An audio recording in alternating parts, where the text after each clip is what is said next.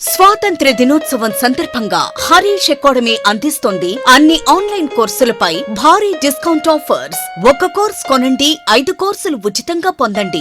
Group 1, 2, 3, 4 and SI, PC 6 కోర్సులు కలిగి ఉన్న కాంబో ప్యాక్ ఇప్పుడు కేవలం 2000 రూపాయలు మాత్రమే. వ్యాలిడిటీ 1 సంవత్సరం. హిస్టరీ, పాలిటీ, ఎకానమీ వంటి సింగిల్ సబ్జెక్ట్ ఏదైనా 500 రూపాయలు మాత్రమే. వ్యాలిడిటీ 6 నెలలు. అన్ని పోటీ పరీక్షలకు 10,000కు పైగా ప్రశ్నలు కలిగిన టెస్ట్ సిరీస్ 99 రూపాయలు మాత్రమే. ఈ ఆఫర్ ఆగస్టు 10 నుండి ఆగస్టు 17 వరకు మాత్రమే. ఈ బంపర్ ఆఫర్ మిస్ చేసుకోకండి. లెజెండరీ ఫ్యాకల్టీచే ఖచ్చితంగా జాబ్ సాధించే విధంగా రూపొందించబడిన ఆన్లైన్ క్లాసెస్. వెంటనే గూగుల్ ప్లే స్టోర్ నుండి హరీష్ అకాడమీ యాప్ ను డౌన్లోడ్ చేసుకోండి. జాబ్ సాధించండి. Harish, the best academy. Phone number 8341116915.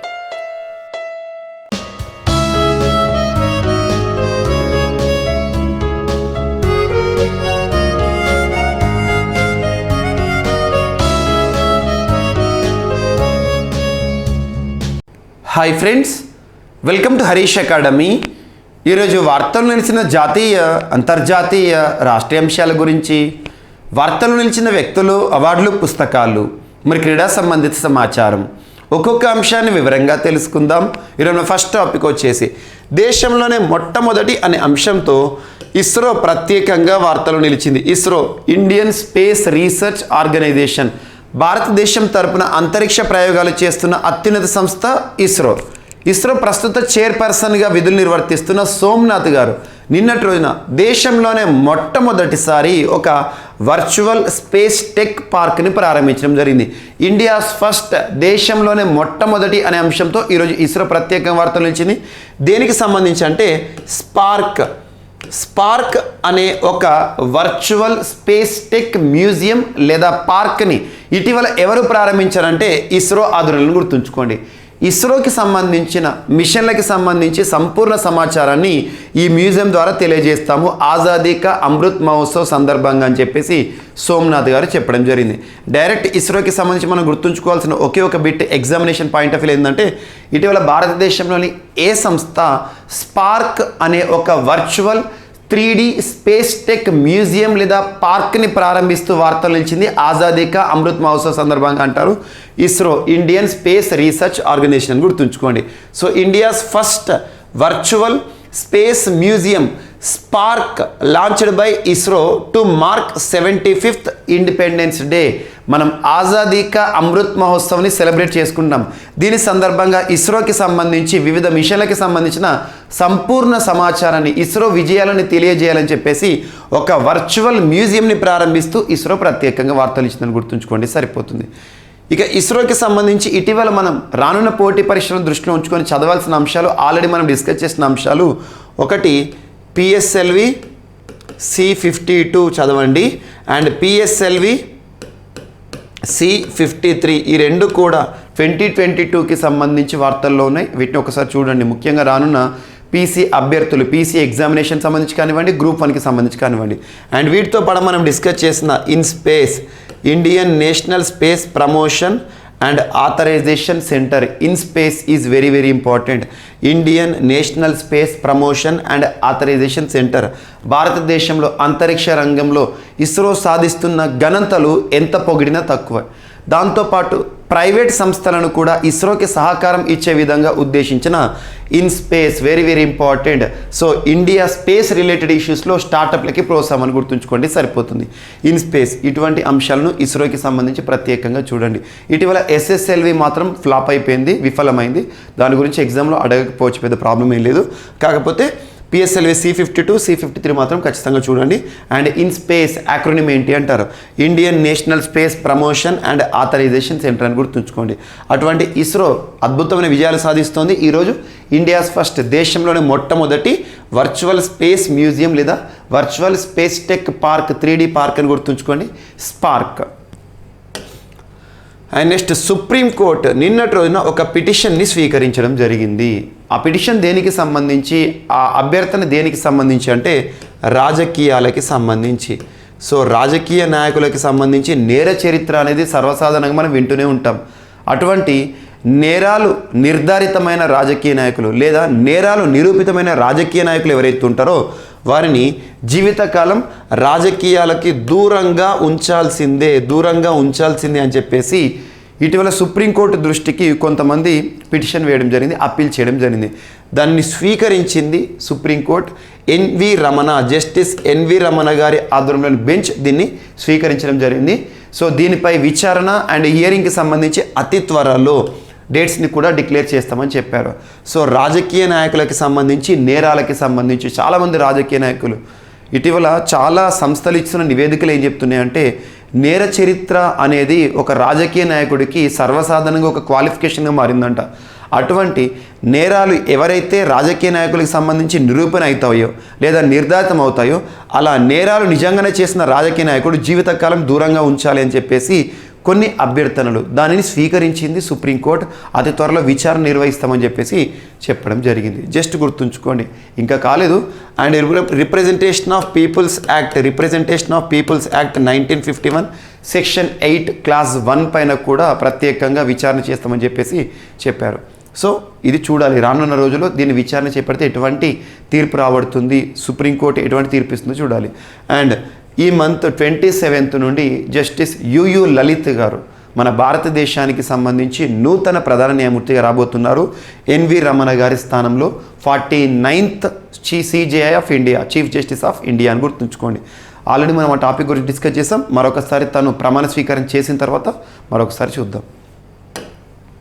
Next ప్రధానమంత్రి ఆవాస యోజన, ప్రధానమంత్రి పేరిట ప్రారంభించబడిన ఆవాస్ అంటే నివాసం. అర్బన్ ఏరియాస్లో ప్రతి వ్యక్తికి కూడా ఇల్లు ఉండాలని చెప్పేసి 2022 సంవత్సరం చివరి వరకల్లా ప్రతి ఒక్కరికి కూడా భారతదేశంలో ఇల్లు ఉండాలి, సొంత ఇంటి కళ సాకారం జరగాలని చెప్పేసి నరేంద్ర మోదీ గారి ప్రభుత్వం ప్రారంభించిన ప్రధానమంత్రి ఆవాస్ యోజన 2015 ఇయర్లో ప్రారంభించడం జరిగింది. 2015 సంవత్సరం. Years or important for some schemes. అటువంటిది 2022 డిసెంబర్ 31 వరకల్లా ప్రతి ఒక్కరికి కూడా సొంత ఇంటి కళ నెరవేరాలి, సొంత ఇంటి కళ సాకారం చేయాలని చెప్పేసి నరేంద్ర మోదీ గారి ప్రభుత్వం ప్రారంభించడం జరిగింది. అటువంటి ప్రధానమంత్రి ఆవాస్ యోజన ప్రోగ్రామ్ను ఎక్స్టెన్షన్ సంబంధిత అంశంతో ఈరోజు వార్తలు ఇచ్చింది. సో నిర్దేశించిన లక్ష్యము 2022 నుండి 2024 డిసెంబర్ వరకు రావడం జరిగింది. దీనికి సంబంధించి కేంద్ర మంత్రి మండలి ఆమోదం తెలపడం జరిగింది. ఇటీవల కొన్ని రాష్ట్ర ప్రభుత్వాలు చేసిన అభ్యర్థనను కేంద్ర ప్రభుత్వం స్వీకరించేసేసి ఈ ప్రధానమంత్రి ఆవాస్ యోజన కార్యక్రమం యొక్క నిర్దేశిత లక్ష్యాన్ని 2 సంవత్సరాలు ఇంకా వెనక్కి జరపడం జరిగింది. సో 2022 నుండి 2024కి రావడం జరిగింది. జస్ట్ గుర్తుంచుకోండి, సరిపోతుంది. కొన్ని కేంద్ర ప్రభుత్వ పథకాలపైన ప్రత్యేక ప్రాధాన్యత ఇవ్వండి. రానున్న పోటీ పరీక్షలు వాటి గురించి అడగవచ్చు. అందులో ఒకటి important, PM Svanidhi very very important. PM Svanidhi, prime minister's or Pradhanmantri street vendors Atmanirbhar Nidhi. So ముఖ్యంగా కోవిడ్-19 విపత్కర పరిస్థితుల కాలంలో దెబ్బతిన్న ఆర్థిక వ్యవస్థలో చిరు వ్యాపారులు మరింత ఆర్థికంగా దూరం అయిపోయారు, చాలా సమస్యలు ఎదుర్కొన్నారు. అలా చిరు వ్యాపారులు లేదా స్ట్రీట్ వెండర్స్ని ఆదుకోవాలి అనే ఉద్దేశంలో భాగంగా పిఎం స్వనిధి ప్రోగ్రామ్ని 2020 సంవత్సరంలో నిర్మలా సీతారామన్ గారు ఆర్థిక శాఖ మంత్రిగా భారత ప్రభుత్వం ప్రారంభించడం జరిగింది. PM Svanidhi important. And at the same time ఈ శ్రమ్ పోర్టల్ కూడా వెరీ వెరీ ఇంపార్టెంట్. ఈ శ్రమ్ పోర్టల్ భారతదేశంలో ఇన్ఫార్మల్ ఆర్ అన్ఆర్గనైజ్డ్ సెక్టార్లో పనిచేస్తున్న కార్మికులు ఎవరైతే ఉంటారో ఆ కార్మికుల నమోదు కోసం ఉద్దేశించబడిన ప్రత్యేక పోర్టల్ ఆగస్టు 26, 2021 రోజున భారత ప్రభుత్వం ministry of labour and employment వారి ఆధ్వర్యంలో ప్రారంభించడం జరిగింది. సో వీటిని కొంచెం ప్రత్యేకంగా చూడండి. సో కొన్ని కార్యక్రమాలు అండ్ బీమాకు సంబంధించి అటల్ పెన్షన్ యోజన, సో కొత్తగా సవరణ చేసిన అమౌంట్ ప్రీమియం కానివ్వండి, వీటి గురించి కూడా ఎగ్జామ్లో అడగవచ్చు. One nation one ration 3 years complete అయింది. 2019లో ప్రారంభించబడిన one nation one ration August 9, 2022తో మనకి 3 సంవత్సరాలు పూర్తయింది. ఇటువంటి కొన్ని చూడండి. అండ్ చైనా తైవాన్కి సంబంధించిన conflict. So China Taiwan conflict ప్రస్తుతం ప్రతిరోజు వార్తాపత్రికలు చూస్తున్నాం. ఒక రకంగా చెప్పాలంటే రష్యా యుక్రెయిన్కి సంబంధించిన సమాచారాన్ని చైనా తైవాన్ కాన్ఫ్లిక్ట్ రీప్లేస్ చేసిందని చెప్పుకోవచ్చు. చైనా తైవాన్ చిన్నది ఏదైనా కాన్ఫ్లిక్ట్ కానీ ఏదైనా కాంట్రవర్సీ కానీ 2 దేశాల మధ్య తగాదాలు కానీ వార్తలు వెలిస్తే కంపారిజన్ చూడాలి. ఇక్కడ చైనా తైవాన్ కాన్ఫ్లిక్ట్కి రష్యా యుక్రెయిన్ కాన్ఫ్లిక్ట్కి కొన్ని సారూప్యతలు, కొన్ని సిమిలారిటీస్ ఉన్నాయి. సో రష్యా యుక్రెయిన్ కాన్ఫ్లిక్ట్కి చైనా తైవాన్ కాన్ఫ్లిక్ట్కి సిమిలారిటీ ఏంటంటే once upon a time in history, చరిత్రలో ఒకానొక సమయంలో ఈ రెండు ప్రాంతాలు కూడా ఒకే దేశంగా ఉండేవి. అంటే అర్థం ఏంటంటే యుక్రెయిన్ యుఎస్ఎస్ఆర్లో భాగంగా ఉండేది. యుఎస్ఎస్ఆర్ అనే ఒక వన్ కంట్రీ. సో యుఎస్ఎస్ఆర్లో యుక్రెయిన్ కూడా ఒక పార్ట్గా ఉండే. అలాగా చైనా లోపల కూడా తైవాన్ ఒక పార్ట్గా ఉండే. అంటే చైనా తైవాన్ రెండు ఒకే దేశంగా ఉండే ఎప్పటి వరకు 1949 వరకు. ఇదేమో 1999 యుఎస్ఎస్ఆర్ విచ్ఛిన్నం అయ్యేసరికి, సో యుఎస్ఎస్ఆర్ బ్రేక్ డౌన్ విచ్ఛిన్నం అనేది 1991లో జరిగింది. సో ఇదొకటి సారూప్యత. ఆ తర్వాత రెండు కూడా స్వతంత్ర దేశాలుగా గుర్తింపు పొందుతున్నాయి వాటంతటా అవి. సో రష్యా వేరు యుక్రెయిన్ వేరు అన్నట్టుగా, చైనా వేరు తైవాన్ వేరు అని చెప్పేసేసి. ఇక్కడ ఎందుకు యుఎస్ఎస్ఆర్ విచ్ఛిన్నమైన తర్వాత యుక్రెయిన్ అనేది ప్రత్యేక దేశమైంది, కానీ చైనా నుండి తైవాన్ ఎందుకు సపరేట్గా గుర్తింపు పొందింది అంటే ఇంటర్నల్ డిస్టర్బెన్స్ వచ్చింది. చైనాలో 1949లో ఒక ఇంటర్నల్ డిస్టర్బెన్స్ వచ్చింది. ఆ ఇంటర్నల్ డిస్టర్బెన్స్ కారణంగా తైవాన్ ప్రత్యేక దేశంగా వారికి వారు స్వాతంత్రం ప్రకటించుకున్నారు. కానీ ఆ స్వాతంత్రాన్ని ఇప్పటి వరకు చైనా గుర్తించట్లేదు. చైనా యొక్క వాదన ఏంటంటే తైవాన్ ఎప్పుడైనా కూడా మా దేశమే, మా దేశంలోని భూభాగమే, so it is part and parcel of China or integral part of China అని చెప్పేసి చైనా బలంగా వాదిస్తుంది. తైవాన్ దీనికి విరుద్ధంగా ఏం చెప్తుందంటే వీఆర్ సావరీన్, మాది సార్వభౌమ దేశం, వీఆర్ ఇండిపెండెంట్, మాది స్వాతంత్ర దేశం అని చెప్పేసి తైవాన్ వాదన. ఇలా జరుగుతూ ఉంది. అండ్ రష్యా యుక్రెయిన్ కాన్ఫ్లిక్ట్కి కారణమైన మూడవ దేశం ఏదంటే యుఎస్ఏ. రీజన్స్ ఆర్ మెనీ, చాలా రీజన్స్ ఉన్నాయి, అవన్నీ మనం తరచూ డిస్కస్ చేస్తున్నాం. సో ఈ రష్యా యుక్రెయిన్కి సంబంధించి సమాచారం మీకు సంపూర్ణంగా కావాలంటే ప్రవీణ్ సార్ క్లాసెస్ యూట్యూబ్ ఛానల్లో మీకు ఇవ్వడం జరిగింది. ప్రవీణ్ సార్ క్లాసెస్ యూట్యూబ్ ఛానల్లో రష్యా యుక్రెయిన్ కాన్ఫ్లిక్ట్కి సంబంధించి, సంక్షోభానికి సంబంధించి సంపూర్ణ సమాచారాన్ని ఇచ్చాను. ఈ టాపిక్లో వార్తలు నిలిచిన అంతర్జాతీయ సంస్థలు కానివ్వండి, రీజన్స్ కానివ్వండి, వీటన్నిటిని ఇచ్చాను. ఇప్పటివరకు ప్రవీణ్ సార్ క్లాసెస్ యూట్యూబ్ ఛానల్ని ఎవరైనా సబ్స్క్రైబ్ చేసుకొని వారు ఉంటే ఇప్పుడే సబ్స్క్రైబ్ చేసుకోండి. అందులో కొన్ని స్పెషల్ వీడియోస్ ఇస్తున్నాను, ఒకసారి చూడండి. రానున్న పోటీ పరీక్షలను ఉద్దేశించి ఆ వీడియోస్ అన్నీ కూడా చేయడం జరుగుతుంది. సో రష్యా యుక్రెయిన్ కాన్ఫ్లిక్ట్కి కారణం ఒక రకంగా అమెరికా. ఇప్పుడు చైనా తైవాన్ కాన్ఫ్లిక్ట్కి కూడా ఒక రకమైన కారణం అమెరికా అని చెప్పడంలో తప్పే లేదు. సో ఇక్కడ తైవాన్లో ఇటీవల నాన్సీ పెలోసి, ఎవరు తను speaker of house of representatives, అమెరికాలో చట్టసభ ఉంటుంది కదా, హౌస్ ఆఫ్ రిప్రజెంటేటివ్స్ అంటారు. ఆ చట్టసభ యొక్క సభాధ్యక్షురాలు, స్పీకర్ ఆఫ్ ద హౌస్, తను నాన్సీ పెలోసి తైవాన్లో పర్యటించడం జరిగింది. శాంగ్ యింగ్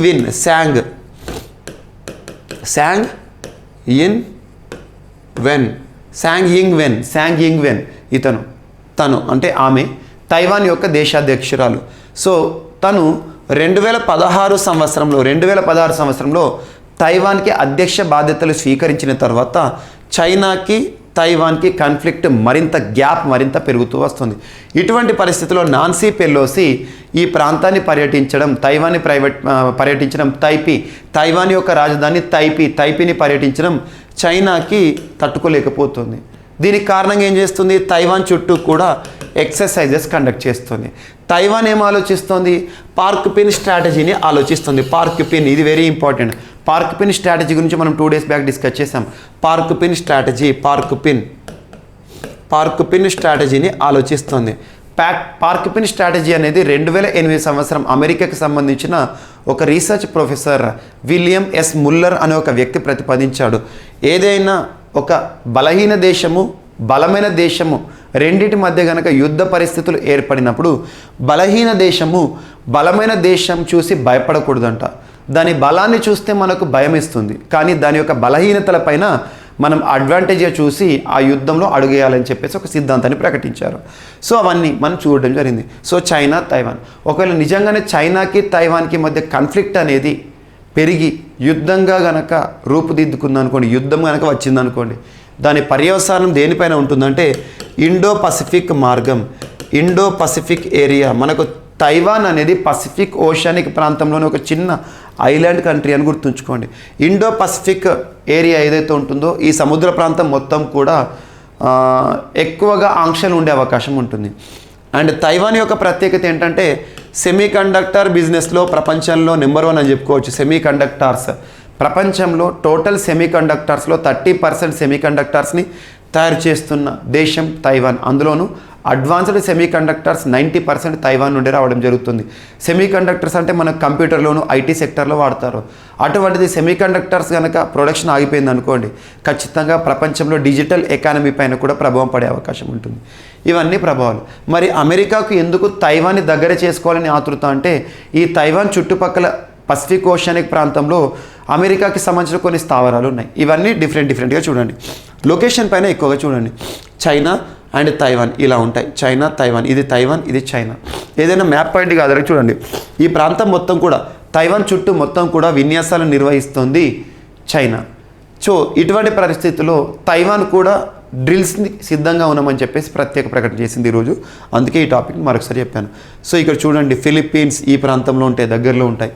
అండ్ తైవాన్కి దగ్గరగా ఉన్న దేశం మనకి సౌత్ కొరియా చూడొచ్చు, జపాన్ చూడొచ్చు. ఒక మ్యాప్ చూసినప్పుడు చుట్టుపక్కల ప్రాంతాలన్నింటినీ కూడా ప్రత్యేకంగా అబ్జర్వ్ చేయండి. ఎగ్జామినేషన్ పాయింట్ ఆఫ్ వ్యూలో వరల్డ్ మ్యాప్ పైన క్వశ్చన్స్ ఎక్కువగా అడిగే ఆస్కారం ఉంది గ్రూప్ 1 లాంటి ఎగ్జామ్లో. అండ్ నెక్స్ట్, దేశంలోనే మొట్టమొదటిసారి లంపీ స్కిన్ డిసీజ్కి సంబంధించి, లంపీ స్కిన్ డిసీజ్ అంటే ఏంటి? పశువుల్లో వచ్చే ఒక పాక్స్ లాంటిది. లంపీ స్కిన్ డిసీజ్ అంటే పశువులు ఏవైతే ఉంటాయో, మీకు లాస్ట్ 2 days బ్యాక్ చెప్పాను, ఇది ఇమేజ్ ఆధారంగా చెప్పాను. క్యాటిల్ లేదా బొవైన్ జంతువులు ఏవైతే ఉంటాయో, పశువులు ఏవైతే ఉంటాయో వాటి స్కిన్ పైన మొత్తం కూడా బొడిపెలు లాంటి నిర్మాణం వస్తాయి, దద్దులు లాంటి నిర్మాణం వస్తుంది. ఆ బొడిపెలు పగిలి బ్లీడ్ టు డెత్, ఆ ఎనిమల్ చనిపోయే ప్రమాదం ఉంటుంది. ఆ లంపీ స్కిన్ డిసీజ్ పశువుల్లో రావడానికి కారణం ఏంటంటే ఒక వైరస్, అదొక వైరల్ డిసీజ్, క్యాప్రిపాక్స్ వైరస్. క్యాప్రిపాక్స్ అనే ఒక వైరస్ కారణంగా లంపీ స్కిన్ డిసీజ్ పశువుల్లో రావడం జరుగుతుంది. ఆ వైరస్కి అడ్డుకట్ట పలికే ఒక ప్రత్యేకమైన వ్యాక్సిన్ని నిన్నటి రోజున మనకు ministry of agriculture Narendra Singh Tomar గారు లాంచ్ చేయడం జరిగింది. సో ఇక్కడ లంపీ స్కిన్ డిసీజ్ సంబంధించి ఒక వ్యాక్సిన్ అంటే వ్యాధి రాకుండా వేసుకునేది, వ్యాధి వచ్చాక వేసుకునేది మెడికేషన్, మందులు. సో ఇది వ్యాక్సిన్, లంపీ ప్రోవాక్ ఇండ్. భారతదేశంలోనే మొదటిసారి లంపీ స్కిన్ డిసీజ్కి ఒక వ్యాక్సిన్, పూర్తి స్వదేశీ పరిజ్ఞానంతో తయారు చేయబడిన వ్యాక్సిన్ ఈరోజు వార్తలు నిలిచింది. దాని పేరేంటి? లంపీ ప్రోవాక్ ఇండ్. దాన్ని ఏ సంస్థలు సంయుక్తంగా తయారు చేశాయంటే నేషనల్ ఈక్వైన్ రీసెర్చ్ సెంటర్ ఎక్కడ ఉంది? హిస్సార్, హర్యానాలో ఉంది. నేషనల్ ఈక్వైన్ రీసెర్చ్ సెంటర్ హిస్సార్లో ఉంది. And Indian veterinary research institute, ఈ 2 సంస్థలు సంయుక్తంగా తయారు చేసిన లంపీ స్కిన్ డిసీజ్కి సంబంధించి అడ్డుకట్ట వేసే ఒక వ్యాక్సిన్ని మినిస్ట్రీ ఆఫ్ అగ్రికల్చర్ వారు నిన్నటి రోజున ఆవిష్కరించడం జరిగింది. లంపీ ప్రోవాక్ ఇండ్ అని గుర్తుంచుకోండి, సరిపోతుంది. ఇటువంటి వ్యాక్సిన్ ముఖ్యంగా కోవిడ్-19 విపత్కర పరిస్థితుల కాలంలో మనం డిస్కస్ చేసిన అన్ని వ్యాక్సిన్ల పైన ప్రత్యేక శ్రద్ధ చూపండి. సో ప్లాంట్ బేస్డ్ వ్యాక్సిన్ కానివ్వండి, RNA బేస్డ్ వ్యాక్సిన్ కానివ్వండి, వీటి గురించి క్వశ్చన్ వచ్చే ఆస్కారం ఉంది. అండ్ నెక్స్ట్, కార్బేవాక్స్ దేశంలోనే మొట్టమొదటి వ్యాక్సిన్గా ఈరోజు ప్రత్యేకంగా వార్తలు నిలిచింది. బూస్టర్ డోస్కి సంబంధించి కామన్గా మనం ఏదైతే కరోనాకి సంబంధించి అడ్డుకట్ట వేయడంలో భాగంగా వ్యాక్సిన్ తీసుకున్నామో, చాలామంది కోవాక్సిన్ తీసుకున్న వారు ఉంటారు. చాలామంది కోవిషీల్డ్ వ్యాక్సిన్ వేసుకున్న వారు ఉంటారు. ఇవి ఎక్కువగా వేసుకున్నారు ఇండియాలో. సో ఫస్ట్ డోస్ ఏదైతే ఉంటుందో, ఫస్ట్ డోస్ తర్వాత సెకండ్ డోస్ కూడా మనం ఫస్ట్ ఏదైతే డోస్ వేసుకున్నామో అదే వేసుకోవాలి. కోవాక్సిన్ ఫస్ట్ డోస్ అయితే సెకండ్ డోస్ కూడా కోవాక్సినే వేసుకోవాలి. కోవిషీల్డ్ ఫస్ట్ డోస్ అయితే సెకండ్ డోస్ కూడా కోవిషీల్డే వేసుకోవాలి. ఇది మనం అందరం చేసాము. అందులో భాగంగా బూస్టర్ డోస్ కూడా తీసుకున్నాం ఇటీవల. బూస్టర్ డోస్ కూడా అదే వ్యాక్సిన్ని 3rd డోస్ కింద తీసుకోవడం జరిగింది, దాన్ని బూస్టర్ డోస్ అన్నాం. సో అటువంటిది కార్బేవాక్స్ అనే ఒక వ్యాక్సిన్ని భారత ప్రభుత్వం ఆమోదించింది. దేనికి సంబంధించి? ప్రికాషనరీ డోస్ లేదా బూస్టర్ డోస్గా ఆమోదించింది. ఇప్పటివరకు కోవాక్సిన్ తీసుకున్న వారైనా, కోవిషీల్డ్ తీసుకున్న వారైనా, ఎవరైనా కూడా కార్బేవాక్స్ వ్యాక్సిన్ని బూస్టర్ డోస్గా లేదా ప్రికాషన్ డోస్గా తీసుకోవచ్చు అని చెప్పేసి దేశంలోనే మొట్టమొదటిసారి ఒక ప్రత్యేక బూస్టర్ డోస్గా అనుమతులు పొందుతూ కార్బేవాక్స్ వార్తలు ఇచ్చింది. కార్బేవాక్స్ అనే ఒక వ్యాక్సిన్ని ఎవరు తయారు చేశారంటే హైదరాబాద్ కేంద్రంగా పనిచేస్తున్న బయాలజికల్ అనే ఒక సంస్థ, బయాలజికల్ అనే ఒక సంస్థ తయారు చేసింది పూర్తి స్వదేశీ పరిజ్ఞానంతో. The indigenous vaccine, COVID-19 vaccine. భారతదేశంలో మొట్టమొదటి కోవిడ్-19 వ్యాక్సిన్ ఇండిజినస్గా ప్రిపేర్ అయింది ఏంటిది? కోవాక్సిన్. కార్బేవాక్స్ కూడా హైదరాబాదే. ఇది biologically limited Corbevax, and Bharat Biotech ఏమో కోవాక్సిన్. వీటిని గుర్తుంచుకోండి. కోవిషీల్డ్ ఏమో సీరం ఇన్స్టిట్యూట్ ఆఫ్ ఇండియా. ఈ వ్యాక్సిన్ల పైన కూడా క్వశ్చన్ అడుగుతారు, గుర్తుంచుకోండి. సో బూస్టర్ డోస్గా అనుమతులు పొందుతూ కార్బోవాక్స్ వార్తలు ఇచ్చింది. దీనికి ఆమోదించడం జరిగింది DCGI, drug control general of India అనుమతుల మేరకి కేంద్ర ప్రభుత్వం ఆమోదించింది. ఇక మీదట కోవాక్సిన్ అయినా కోవిషీల్డ్ అయినా ఏ వ్యాక్సిన్ తీసుకున్నా కూడా బూస్టర్ డోస్గా కార్బోవాక్స్ని తీసుకోవచ్చు అని గుర్తుంచుకోండి. అలా వేరియేషన్, సో వివిధ రకాల వ్యాక్సిన్లు తీసుకున్నప్పటికీ ఇంకొక రకమైన వ్యాక్సిన్ తీసుకోవడానికి అనుమతులు పొందిన మొట్టమొదటి COVID-19 వ్యాక్సిన్గా కార్బోవాక్స్ ఇండియాకి సంబంధించి వార్తలు నిలిచింది. అండ్ నెక్స్ట్ నేపాల్కి సంబంధించి ఇండియా నేపాల్ సంబంధాలు, మైత్రి, ఆపరేషన్ మైత్రి, ఇవన్నీ మనం తరచూ డిస్కస్ చేస్తున్నాం. సో నేపాల్లో వెస్టర్న్ నేపాల్ ప్రాంతంలో నిర్మిస్తున్న వెస్ట్ సేతి అనే ఒక ప్రాజెక్ట్, వెస్ట్ సేతి హైడ్రో ఎలక్ట్రిసిటీ ప్రాజెక్ట్, వెస్ట్ సేతి రివర్ పైన నిర్మిస్తున్నారు. దీనికి భారతదేశం ఆర్థిక సాయం చేస్తుంది. అటువంటి వెస్ట్ సేతికి సంబంధించి ఆ వెస్ట్ సేతి ప్రాజెక్ట్ నిర్మాణంలో భారత్ స్టడీ చేయడానికి మే 2022లో నేపాల్కి అనుమతుల కోసం రిక్వెస్ట్ అప్పీల్ చేసింది. దాన్ని ఆమోదించింది నేపాల్ ప్రభుత్వం, గుర్తుంచుకోండి. Nepal approves India's hydro power board to study develop west Seti project. India's hydro power board అంటే ఏంటంటే NHPC, earlierly known as national hydro electric power corporation. National hydro electric power corporation నేపాల్లో నిర్మితమవుతున్న వెస్ట్ సేతి ప్రాజెక్ట్ని అబ్జర్వ్ చేయడం, స్టడీ చేయడానికి అనుమతులు పొందిన ఒక సంస్థగా వార్తలు నిలిచిందని గుర్తుంచుకోండి, సరిపోతుంది. ఎగ్జామ్లో ఈ బిట్ అడగకపోవచ్చు, అడిగితే కనుక ఏమవుతుందంటే వెస్ట్ సేతి అనే ఒక ప్రాజెక్ట్ ఇటీవల తరచూ వార్తలు నిలుస్తుంది. భారత్కి సరిహద్దు పంచుకుంటున్న ఏ దేశంలో నిర్మాణం అవుతుంది? Option A Bangladesh, option B Myanmar, option C Nepal, option D Pakistan. ఇలా అడుగుతారు. సో దేశం గుర్తుంచుకోండి, సరిపోతుంది. అండ్ నెక్స్ట్ ఇండియా ఆస్ట్రేలియాకి సంబంధించి చలనచిత్ర రంగాన్ని అభివృద్ధి చేసే ఒక ఒప్పందం వార్తలు నిలిచింది. ఆడియో విజువల్ కోఆపరేషన్ లేదా ఆడియో విజువల్ కో ప్రొడక్షన్ ఒప్పందం పైన సంతకాలు చేసుకున్న దేశాలు ఏవంటే ఇండియా, ఆస్ట్రేలియా. ఈ ఒప్పందాన్ని కేంద్ర మంత్రి మండలి ఆమోదించడం జరిగింది. భారతదేశంలో చలనచిత్ర రంగానికి సంబంధించి ప్రత్యేకంగా సహకరించుకునే ఒక ఒప్పందం. India Australia to sign film treaty, చలనచిత్ర ఒప్పందం. So it is expected to have inflow of foreign exchange.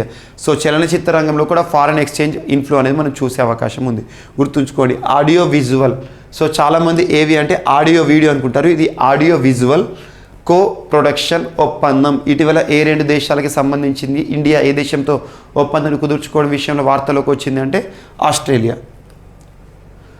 And next సరిహద్దు వివాదాలు. ఈశాన్య రాష్ట్రాల సరిహద్దు వివాదాలను సర్వసాధారణంగా చూస్తూ ఉంటాం, రెగ్యులర్గా చూస్తున్నాం. అందులో భాగంగా మిజోరాం, అస్సాం సరిహద్దు ఒప్పందంపై సంతకాలు నిన్నట్లోనే చేసుకున్నాయి. మిజోరాం, అస్సాం సరిహద్దు ఒప్పందం. సరిహద్దుల సమస్యలు ఉన్నాయి. మిజోరాం, అస్సాం మధ్య సరిహద్దు ఎంత ఉంది అంటే 164.6 కిలోమీటర్స్ ఉంది. ఈ సరిహద్దు వెంట తరచూ ఏదో ఒక వివాదం ఉంటుంది. అటువంటి వివాదాలు ఉండకూడదని చెప్పేసి బౌండరీ రిలేషన్ ఉండాలి, సరిహద్దు ఒప్పందం, సరిహద్దు సంబంధాలు ఉండాలని చెప్పేసి ఇరు రాష్ట్రాలు అస్సాం, మిజోరాం రాష్ట్రాలకి సంబంధించి ప్రతినిధులు ఎవరైతే ఉంటారో, కన్సర్న్ మినిస్టర్స్ ఎవరైతే ఉంటారో వారు నిన్నట్లున్న సంతకాలు చేసుకోవడం జరిగింది. సో మిజోరాం, అస్సాం రాష్ట్రాలకు సంబంధించి ఇంటర్ స్టేట్ బౌండరీ ఒప్పందం అని గుర్తుంచుకోండి. And next SIDBI, small industries development bank of India. SIDBI, small industries development bank of India మనకి నోయిడా కేంద్రంగా పనిచేస్తుంది, యూపీ. స్మాల్ ఇండస్ట్రీస్, చిన్న పరిశ్రమలకి సంబంధించి డెవలప్మెంట్, అభివృద్ధి చేసే సంస్థ. Small industries development bank of India or board of India. SIDBI సంస్థకి మరియు ONDC సంస్థకి మధ్య కుదిరిన ఒప్పందం. ONDC అంటే open network for digital commerce, open network for digital commerce. SIDBI ONDC మధ్య ఒప్పందం దేనికి సంబంధించి అంటే భారతదేశంలో MSME సెక్టార్ని అభివృద్ధి చేయాలి. MSME ఉత్పత్తులు ఏవైతే ఉంటాయో, మైక్రో స్మాల్ మీడియం ఎంటర్ప్రైజెస్, చిన్న తరహా పరిశ్రమలు ఏవైతే ఉంటాయో వాటి యొక్క ఉత్పత్తులను మార్కెటింగ్ చేయాలి. ఏ ఉత్పత్తి అయినా మార్కెట్ అవుతేనే లాభం ఉంటుంది. ఆ ఉత్పత్తులను మార్కెటింగ్ చేయడానికి కామర్స్ విషయంలో సహకారం అందించుకునే ఒక ఒప్పందం అని గుర్తుంచుకోండి. SIDBI ONDC ink MOU to accelerate commerce for small industries. గుర్తుంచుకోండి, సిడ్బీ ONDC అని గుర్తుంచుకోండి. MSME సెక్టార్ అభివృద్ధికి సంబంధించి కామర్స్ రిలేటెడ్ ఒప్పందం అని గుర్తుంచుకోండి, సరిపోతుంది. అండ్ నెక్స్ట్ జగదీప్ ధన్కర్ గారు. జగదీప్ ధన్కర్ జగదీప్ ధన్కర్ నిన్నటి రోజున భారత 14వ ఉపరాష్ట్రపతిగా ప్రమాణ స్వీకారం చేయడం జరిగింది. ఉపరాష్ట్రపతికి ప్రమాణ స్వీకారం ఇచ్చే వ్యక్తి ఎవరి సమక్షంలో జరుగుతుంది అంటే రాష్ట్రపతి సమక్షంలో జరుగుతుంది. ఉపరాష్ట్రపతి సంబంధించి మీరు ఫోకస్ చేయాల్సిన ఆర్టికల్స్ ఇండియన్ పాలిటిక్స్ సంబంధించి 63rd article, 64th article and 97th article very very important. భారతదేశానికి ఉపరాష్ట్రపతి అనే article 63 and article 64 vice president of India is ex officio chairperson of Rajya Sabha. రాజ్యసభకు అధ్యక్ష బాధ్యతలను చైర్మన్ బాధ్యతలను నిర్వర్తిస్తారు. ఎవరైతే ఉపరాష్ట్రపతి ఉంటారో ఆటోమేటిక్గా రాజ్యసభ సభాధ్యక్షులుగా విధులు నిర్వర్తిస్తారు. ఆ సభాధ్యక్షులుగానే తన గౌరవ వేతనాన్ని పొందుతారు అకార్డింగ్ టు ఆర్టికల్ 97. ఉపరాష్ట్రపతికి వేతనం అనేది రాజ్యసభ చైర్పర్సన్ హోదాలో పొందడం జరుగుతుంది. ఇది ఒకటి ఇంపార్టెంట్. ఉపరాష్ట్రపతి రాజ్యసభ చైర్మన్గా బాధ్యతలు నిర్వర్తించడం అనే అంశాన్ని మనం ఏ దేశ రాజ్యాంగం నుండి స్వీకరించామంటే అమెరికా రాజ్యాంగం నుండి అని గుర్తుంచుకోండి, సరిపోతుంది. జగదీప్ ధన్కర్ గారు భారతదేశంలో 14వ రాష్ట్రపతిగా వెంకయ్య నాయుడు గారి స్థానంలో రావడం జరిగిందని గుర్తుంచుకోండి. 5 years is the tenure. And next Rishabh Pant ప్రస్తుతం ఎమర్జింగ్ ఈ టీమిండియాకి సంబంధించి వికెట్ కీపర్ అండ్ ఒక ప్రధాన ఆటగాడిగా ఎదిగిన ఆటగాడు. సో రిషబ్ పంత్ని ఆ రాష్ట్ర ప్రభుత్వం అంటే ఉత్తరాఖండ్ రాష్ట్ర ప్రభుత్వం అంబాసిడర్గా నియమిస్తూ ఉత్తర్వులు విడుదల చేసింది. Rishabh Pant becomes state brand ambassador. Uttarakhand రాష్ట్ర అంబాసిడర్గా ఇటీవల నియమితులవుతూ లేదా వార్తలు నిలిచిన క్రికెట్ క్రీడాకారుడు లేదా క్రీడాకారుడు ఎవరంటే రిషబ్ పంత్. టీమిండియాకి సంబంధించి ప్రస్తుత wicket keeper and left hand batsmen అని గుర్తుంచుకోండి రిషబ్ పంత్. ఉత్తరాఖండ్ రాష్ట్ర ముఖ్యమంత్రి పుష్కర్ సింగ్ ధామీ గారు దీనికి సంబంధించి అఫీషియల్గా అనౌన్స్ చేయడం జరిగింది. రాష్ట్ర అంబాసిడర్ ఉత్తరాఖండ్ రాష్ట్ర అంబాసిడర్గా రిషబ్ పంత్ అని గుర్తుంచుకోండి. పుష్కర్ సింగ్ ధామీ గారు ఇటీవల తనకి సంబంధించి పుష్కర్ సింగ్ ధామీకి సంబంధించి ఆర్టికల్ 164 క్లాస్ 4 వార్తలోకి వచ్చింది. Very very important article, focus చేయండి. అండ్ ఉత్తరాఖండ్ రాష్ట్రానికి సంబంధించి సంస్కృత గ్రామాలు అనే ఒక అంశాన్ని మనం డిస్కస్ చేయడం జరిగింది. That is also very important. And Uttarakhand రాష్ట్రానికి సంబంధించి ఇటీవల మనం డిస్కస్ చేసిన ఈచ్ అండ్ ఎవ్రీ పాయింట్ ఒకసారి చూడండి. ముఖ్యంగా ఫారెస్ట్ రిలేటెడ్ దేశంలోనే మొట్టమొదటి ఫారెస్ట్ హీలింగ్ సెంటర్, దేశంలోని మొట్టమొదటి హిమాలయ సుగంధ తోట అని చెప్పేసి, దేశంలో మొట్టమొదటి లైకెన్ పార్క్, అత్యంత ఎత్తైన ప్రదేశంలో ఫెర్నరీ, దేశంలోని మొట్టమొదటి క్రిప్టోగ్యామిక్ పార్క్, ఇవన్నీ కూడా ఉత్తరాఖండ్ రాష్ట్రానికి సంబంధించి మనం డిస్కస్ చేసిన కొన్ని ముఖ్యమైన అంశాలు. ఉత్తరాఖండ్ రాష్ట్రంలో కొన్ని ప్రాంతాలు కాలాపాని, లింపు లేక్, లింపియాదురా వివాదాస్పదమయ్యే లాస్ట్ 1 year బ్యాక్ నేపాల్తో మరియు చైనాతో సరిహద్దును పంచుకుంటోంది ఉత్తరాఖండ్ రాష్ట్రం అని గుర్తుంచుకోండి. అండ్ నెక్స్ట్ క్రీడలకు సంబంధించి ఒక పర్సన్ మరణిస్తూ వార్తలు ఇచ్చారు. ఒక లెజెండ్ అని చెప్పుకోవచ్చు అథ్లెటిక్స్ సంబంధించి. Former international athlete PV Kamaraj garu మరణిస్తూ వార్తలు నిలిచారు. సో పివి కామరాజ్ గారు ఇండియాకి సంబంధించిన ఒక అథ్లెట్, ఇంటర్నేషనల్ అథ్లెట్. తను తమిళనాడు రాష్ట్రానికి సంబంధించి నిన్నటిన మరణించారు. తను అథ్లెట్ అంటున్నాను ఏ విభాగంలో అంటే 4x400 ఇండియన్ మెన్స్ రిలే టీంలో తను సభ్యుడు. 1979లో జపాన్లో టోక్యో వేదికగా జరిగిన ఏషియన్ ఛాంపియన్షిప్లో తను కాంస్యం గెలుచుకున్న జట్టులో ఒక సభ్యుడని గుర్తుంచుకోండి. ఎగ్జామ్లు ఇదంతా అడగారు, డైరెక్ట్ బిట్ అడుగుతారు. ఇటీవల మరణిస్తూ వార్తలు నిలిచిన పివి కామరాజు గారు ఏ రంగంలో తనకంటూ ప్రత్యేక గుర్తింపు అంటే క్రీడలు. ఏ క్రీడా విభాగం అంటే అథ్లెటిక్స్ అని గుర్తుంచుకోండి, సరిపోతుంది. అండ్ నెక్స్ట్ ఈరోజు వార్తలు నిలిచిన ఒక పుస్తకం బ్రావో యాదవ్ అనే ఒక పుస్తకం. బ్రావో యాదవ్ అనే ఒక పర్సన్ మనకు రక్షణ రంగానికి సంబంధించి very important person. The journey of honorary captain, ఇతనే Bravo Yadav. The journey of honorary captain తన ప్రస్థానానికి సంబంధించిన పుస్తకం. సో సుబేదార్ యోగేంద్ర సింగ్ యాదవ్. సో సుబేదార్ యోగేంద్ర సింగ్ యాదవ్ ఎవరైతే ఉంటారో తన పూర్తి పేరు. సో ఇండియాస్ యంగెస్ట్ పరమవీర చక్ర, భారతదేశ చరిత్రలో మొట్టమొదటి పరమవీర చక్ర రెసిపియంట్. పరమవీర చక్ర సైనిక రంగంలో ఇచ్చే అత్యున్నత పురస్కారం. Very very important. పరమవీర చక్ర పొందాడు అంటే ఆ వ్యక్తి చేసిన సేవలు అద్భుతం అన్నట్టు. మరణించిన వ్యక్తులకు ఎక్కువగా ఇస్తారు. సో భారతదేశ చరిత్రలో యంగెస్ట్ పరమవీర చక్రగా గుర్తింపు పొందిన బ్రావో యాదవ్ లేదా సుబేదార్ యోగేంద్ర యాదవ్ ఎవరైతే ఉంటారో తనకు సంబంధించిన ప్రస్థానానికి సంబంధించిన అంశాలు ఒక పుస్తకం రూపంలో తీసుకురావడం జరిగింది. ఆ పుస్తకాన్ని రాసిన ఆథర్ ఎవరంటే దీపక్ సింగ్ అని గుర్తుంచుకోండి, Deepak Singh. So just Bravo Yadav అనే పుస్తకానికి సంబంధించి ఆథర్ ఎవరంటే దీపక్ సింగ్ అని గుర్తుంచుకోండి, సరిపోతుంది. సో ఇవి ఈరోజు వార్తలు నిలిచిన అంశాలు. ఒకసారి ర్యాపిడ్గా కనుక అబ్జర్వ్ చేస్తే India's first virtual space museum spark అనే ఒక అంశం ఇస్రోకి సంబంధించి వార్తలు నిలిచింది. అండ్ నేర చరిత్ర లేదా నేరాలు నిరూపితమైన వారు నిర్ధారితమైన వారు రాజకీయాలకి దూరంగా ఉండాలి, రాజకీయాలుగా నిషేధించాలి అని చెప్పేసి ప్రత్యేకంగా ఒక అప్పీల్ సుప్రీంకోర్టు దృష్టికి రావడం జరిగింది. ప్రధానమంత్రి ఆవాస్ యోజన ప్రోగ్రాం గురించి డిస్కస్ చేశాము. And next China Taiwan conflict ముదురుతోంది అని చెప్పాను. ఇందులో భాగంగా పార్క్ పిన్ స్ట్రాటజీ కానివ్వండి, ఇవన్నీ మనం డిస్కస్ చేసాం. అసలు చైనా తైవాన్కి సంబంధించిన వివాదానికి కారణం ఏంటో చూడండి. అండ్ నెక్స్ట్ ఇది చైనా తైవాన్ యొక్క మ్యాప్. అండ్ నెక్స్ట్ భారతదేశంలో మొట్టమొదటి పూర్తి స్వదేశీ పరిజ్ఞానంతో తయారు చేయబడిన లంపీ స్కిన్ డిసీజ్కి సంబంధించి పశువులో వచ్చే వ్యాధికి సంబంధించి ఒక వ్యాక్సిన్ లంపీ ప్రోవాక్ ఇండ్ తయారు చేసిన సంస్థలు గుర్తుంచుకోండి, సరిపోతుంది. అండ్ కార్బెవాక్స్ అనే ఒక వ్యాక్సిన్ ఇండిజినస్ వ్యాక్సిన్ భారతదేశంలో పూర్తి స్వదేశీ పరిజ్ఞానంతో తయారు చేయబడిన వ్యాక్సిన్కి నిన్నటి రోజున భారత ప్రభుత్వం అనుమతులు ఇచ్చింది. బూస్టర్ డోసుగా ప్రికాషనరీ డోసుగా దీన్ని వాడవచ్చు అని చెప్పేసి బయాలజికల్ ఈ లిమిటెడ్ అనే సంస్థ హైదరాబాద్ కేంద్రంగా పనిచేస్తున్న సంస్థ తయారు చేసింది దీన్ని. అండ్ నెక్స్ట్ వచ్చేసేసి Nepal approves India's hydro power board to study and develop west Seti project. నేపాల్కి సంబంధించిన ప్రాజెక్ట్ వెస్ట్ సేతి. అండ్ ఇండియా ఆస్ట్రేలియా మధ్య కుదిరిన ఒప్పందాన్ని కేంద్ర మంత్రి మండలి ఆమోదించింది. ఆడియో విజువల్ ఒప్పందం చలనచిత్ర రంగానికి సంబంధించి. And Mizoram Assam inter state బౌండరీకి సంబంధించి వివాదాల పరిష్కారం కోసం కుదిరిన ఒప్పందం. అండ్ నెక్స్ట్ సిడ్బీ ఓఎన్డీసీ మధ్య కుదిరిన ఒప్పందం ఈ కామర్స్ని మరింత అమల్లో తీసుకురావడం, ఎంఎస్ఎంఈ సెక్టార్ని ప్రోత్సహించడానికి. అండ్ జగదీప్ ధన్కర్ గారు నిన్నటి రోజున 14వ ఉపరాష్ట్రపతిగా ప్రమాణ స్వీకారం చేయడం జరిగింది ద్రౌపది ముర్ము గారి చేతుల మీదుగా. అండ్ అంబాసిడర్ ఆఫ్ ఉత్తరాఖండ్గా వార్తలు ఇచ్చిన రిషబ్ పంత్ ఉత్తరాఖండ్ అని గుర్తుంచుకోండి. అండ్ వార్తలు ఇచ్చిన వ్యక్తుల్లో ఒక క్రీడాకారుడు మరణిస్తూ వార్తలు ఇచ్చారు పివి కామరాజ్ గారు, Indian athlete, international athlete. So Bravo Yadav అనే ఒక పుస్తకం వార్తలు ఇచ్చింది. ఆథర్ ఎవరు? దీపక్ సింగ్ అని గుర్తుంచుకోండి. ఎనఫ్. సో ఇవి ఈరోజు వార్తలు నిలిచిన అంశాలు.